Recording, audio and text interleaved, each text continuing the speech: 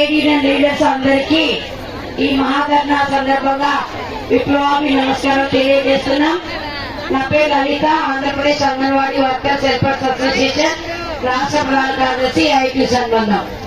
ముందు మన ముందున్న ప్రధాన సమస్యలు యాప్స్. అందరూ కూర్చోవాలమ్మా, మీరు కూర్చోలే దాకా నేను మాట్లాడను. అందరూ అక్కడ లేచి నిల్చొని పోతున్నారు. అందరూ దయచేసి కూర్చోండమ్మా, ముందరంతా కూర్చోండమ్మా. కూర్చున్న కూడా డిస్టర్బెన్స్ మీరంతా అక్కడ నిల్చుంటే. ఇప్పుడు మన ప్రధానమైన డిమాండ్స్, మన ముందున్న ప్రధానమైన సమస్యలు యాప్స్.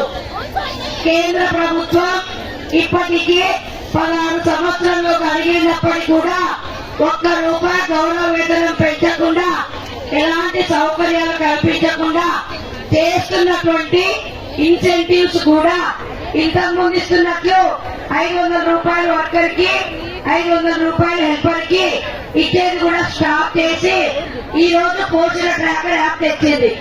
ఆ పోషణ ట్రాకర్ యాప్ ఎంత కష్టం అంటే ప్రతి అంగన్వాడీ టీచర్ తెలుసు. పీడీలు సిడిపి కూడా చెప్తున్నారు, మీకు ఇచ్చిన గవర్నమెంట్ 2GB ఫోన్లు, ఈ 2GB ఫోన్లు ఈ పోషణ ట్రాకర్ యాప్ లో పని చేయడానికి కుదరదు అని. మనము రిజిస్ట్రేషన్ చేసేటప్పుడు మరి పోషణ ట్రాకర్ యాప్ లో రిజిస్ట్రేషన్ అయినట్టు చూపిస్తుంది.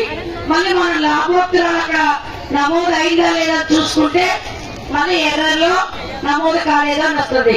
ఆ పోషణ ట్రాకర్ యాప్ వద్దని ఇప్పుడున్నటువంటి కమిషనర్ కాదు, ఆ పోషణ ట్రాకర్ యాప్ వచ్చినప్పటి నుండి 3 కమిషనర్లు, 3 ప్రిన్సిపల్ సెక్రటరీలు మారి ఉన్నారు. వాళ్ళు ఉన్నప్పటి నుండి ఈ రోజు వరకు కూడా పోషణ ట్రాకర్ యాప్ సంబంధించి సమస్యలన్నీ బాగా డిగ్రీ పీజీ చేసిన అమ్మాయిలు, ఆన్లైన్ పని హార్డ్వేర్ సాఫ్ట్వేర్ వచ్చిన అమ్మాయిలను అక్కడ తీసుకుని వెళ్లి ఆ యాప్ లో ఏ ప్రాబ్లం ఉందో చెప్పడం, అన్ని యాప్లు సవరించాలని చెప్పడం. మరి నారా లోకేష్ బాబు హై స్కూల్ టీచర్లకు, ఎలిమెంటరీ స్కూల్ టీచర్లకి ఒకే యాప్ పెట్టారంట. మరి వాళ్ళు 1,50,000 2 లక్షల జీతం ఉంది వాళ్ళకి. మన జీతం ఎంత? ₹11,500. మరి 4 యాప్లు చేయాలంట. మనం అలాగే భారత సంజీవని యాప్ చేస్తున్నాం, పోషణ ట్రాక్ యాప్ చేస్తున్నాం, ఎఫ్ఆర్ఎస్ యాప్ చేస్తున్నాం. మళ్ళీ రీసెంట్ గా మన ఎస్డిజి గోల్స్ అని వివిధ జిల్లాల్లోని కలెక్టర్లు వాళ్ళకి ఇష్టం వచ్చిన యాప్లు ప్రవేశపెడుతున్నారు. మళ్ళీ పైలట్ ప్రాజెక్ట్ అని ప్రతి ఒక్కటి ఎఫ్ఆర్ఎస్ లో చేయాలంటున్నారు.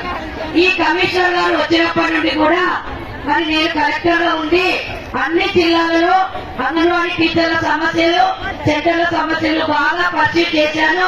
మీరు బాగా కష్టపడి పనిచేస్తున్నారు, మీ సమస్యలన్నీ నేను పరిష్కరిస్తానని చెప్పినప్పుడు మనం కూడా ఆశాభావంతో ఉన్నాం.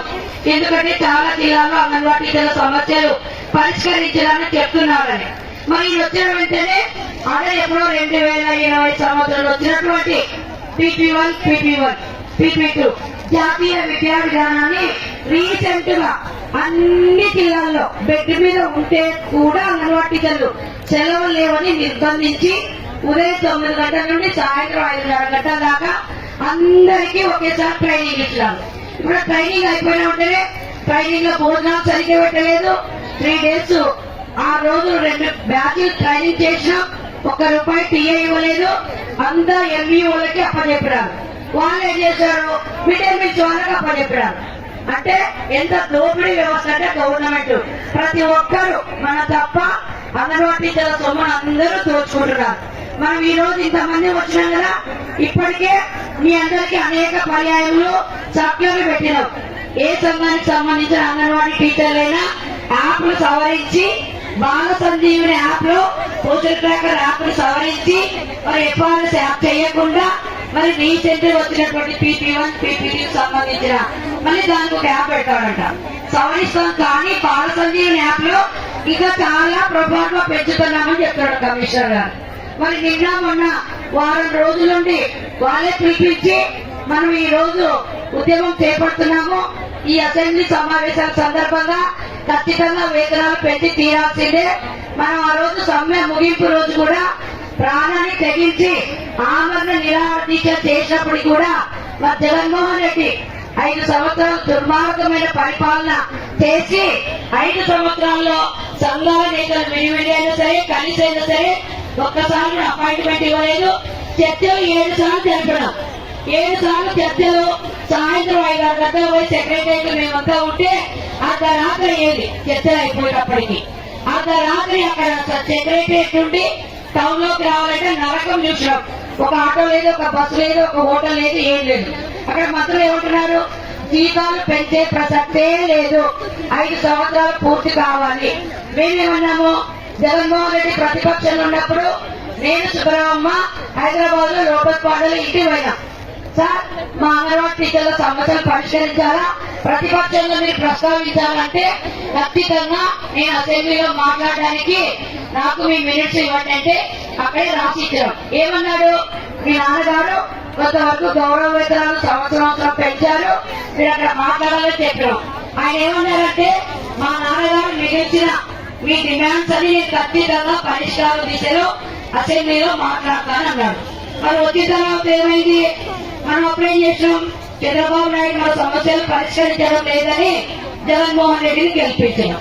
గెలిచిన తర్వాత ఏం చేసినాడు, 5 సంవత్సరాల్లో శాఖ మంత్రిని కానీ, జగన్మోహన్ రెడ్డిని కానీ, ఆర్థిక శాఖ మంత్రిని కానీ, కార్మిక శాఖ మంత్రిని కానీ కల్పించిన దాఖలాలే లేవు. ఆ రోజు ఏమన్నాము, ఇప్పుడు 7వ చర్చలు జరుపుతున్నాం, దయచేసి జగన్మోహన్ రెడ్డి గారికి మమ్మల్ని తీసుకోండి సంఘాల నేతలను, లేదా చర్చల సందర్భంలో ఆఖరి చర్చల రోజైనా జగన్మోహన్ రెడ్డిని 2 నిమిషాలు మా ఎదుటి వచ్చి మాట్లాడమని చెప్పండి, మేమన్నీ వదిలేసుకొని వెళ్ళిపోతామని చెప్పినాం. మరి సంక్రాంతి పండుగ మరి అక్కడే డిసెంబర్, జనవరి 1 అందరూ రోడ్ల మీద చేస్తున్నామన్నాం. కొంతమంది హాస్పిటల్లో చనిపోయినారు, కొంతమంది టెన్షన్ తో చనిపోయినారు, రకరకాల ప్రాబ్లమ్స్ తో 10 నుండి 15-20 దాకా చనిపోయినారు. వాళ్ళందరూ కూడా మరి దాన సంస్కారం డబ్బులు ఇవ్వాలన్నా. మీరు బాగా గుర్తుంచుకోవాలా, ఎందుకు ఈ రోజు మనం తీవ్రంగా ఉద్యమం చేపడుతున్నామంటే సెంటర్ కి 50 రూపాయలు మీకేస్తున్నారు.